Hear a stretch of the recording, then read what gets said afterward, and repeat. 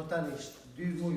Ky është Umit Yldirim, 46 vjeçari nga Turqia, i cili prej 13 vitesh jeton dhe punon në Mirdit. Ai punon si mekanik në një kompani turke që operon në zonë. Unë Shqipëria, viti 2013 unë vi Shqipëria, këtu merë puna, hidrocentral.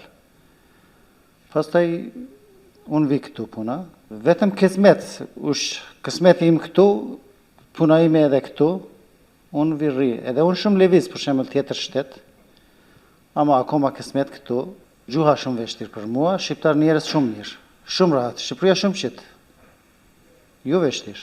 Ma mirë se Turqi? Po Turqia shumë problem, Turqia. Turqia shumë kalabalëk, jo rahat, Shqipëri shumë qetë. Gjuha shqip unë edhim pak, jo shumë, ama unë shumë komunikim me shqiptar, edhe unë pak kurs, gjuha shkronja shumë, 36, ama gjuha ime 29, turkisht, atëre pak vështirë. Pavarësisht largësisë nga familja që ndodhet në Turqi, Umiti ka zgjedhur të qëndrojë në Shqipëri për arsye ekonomike dhe praktike. Ai shprehet se këtu arrin të sigurojë më shumë të ardhura, pasi kostoja e jetesës është më e ulët krahasuar me vendlindjen e tij. Megjithatë, lidhja me familjen mbetet e fortë dhe ai udhton drejt Turqisë vetëm 2 muaj në vit, për të kaluar kohë me të dashurit e tij. Para Shqipëria tani Turqia përpara, unë puna Turqi 1 muaj doshta, Shqipëria puna 1 muaj ti merë Turqia 3 rroga. Këto rroga më lartë. Më lartë tu? Po, më lartë, sepse unë jashtë puna tani. Ama unë i Turqia puna 1 muaj, unë këtu puna 10 ditë.